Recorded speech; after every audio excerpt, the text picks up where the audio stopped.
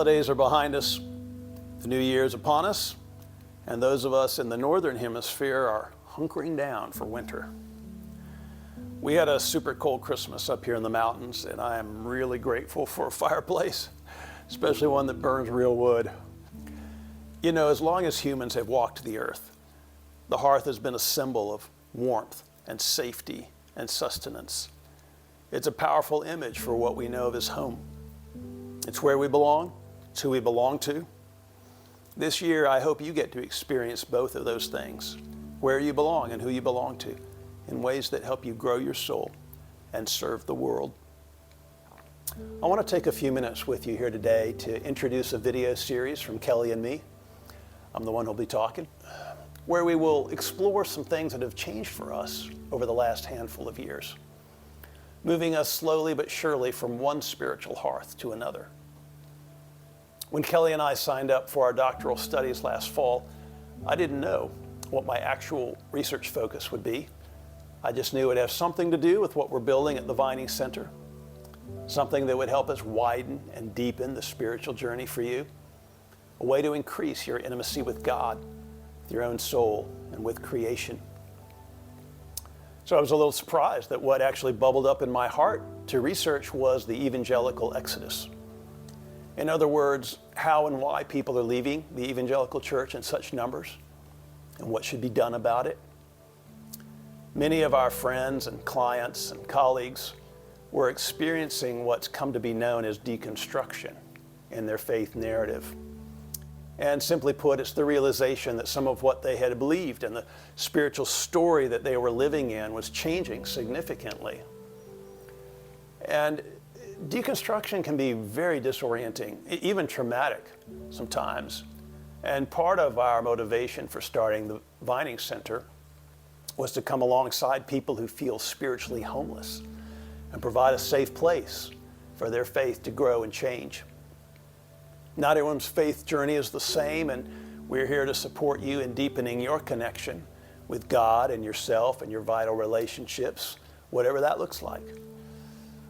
Some of my friends have become so alienated from the evangelical narrative that they have felt forced to leave Christianity entirely, and that's been a grief to me.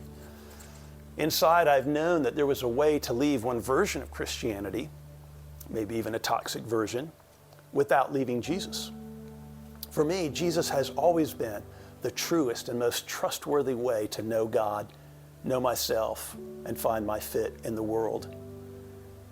And in my experience, it takes some time to have our ideas about God grow and change.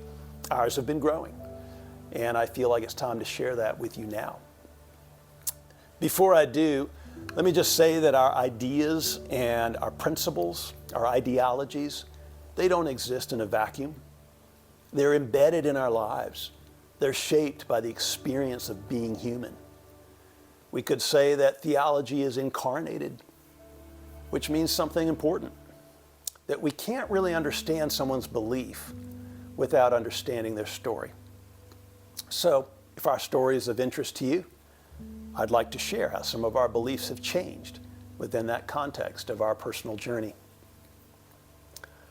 I have been in church all my life. My earliest memories include worship bands and running and playing on the church grounds after meetings, dinners at our house with leadership couples and missionaries staying over. Of all the places where I felt safe as a child, the church was one of the best. The people, the comings and goings, the belonging, the sense of the sacred. I loved it all. Now, many years later, I feel like I've lost much of that, and I grieve that loss. It's not that the church doesn't still hold great people and great happenings. It just sort of feels like my favorite pair of old jeans. As much as I want to, I just can't fit into them anymore. Different now. I'm disappointed.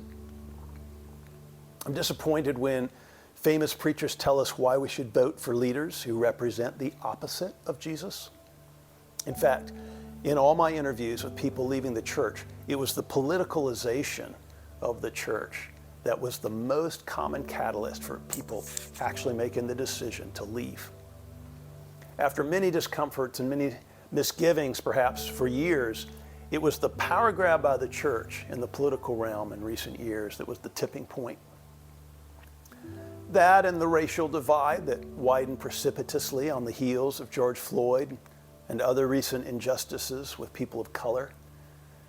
It left many white evangelicals scrambling to shore up their places of influence and privilege, and then expressing shocked offense at the idea that systemic racism remains in our country. Really? This has been another key driver for the church exodus.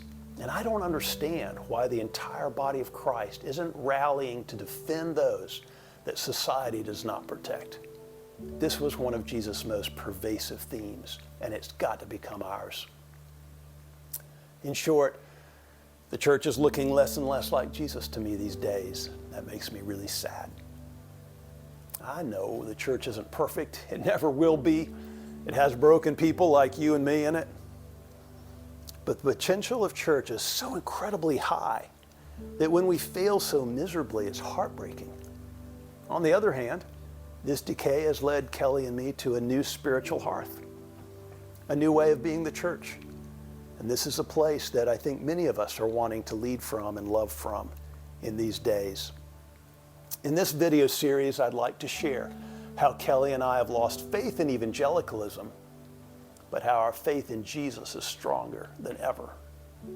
My hope is that you'll be encouraged in your own journey to know God and know yourself and find your fit in the world. I love the richness of possibility contained in this new year. So let's enter it together with faith, hope, and love.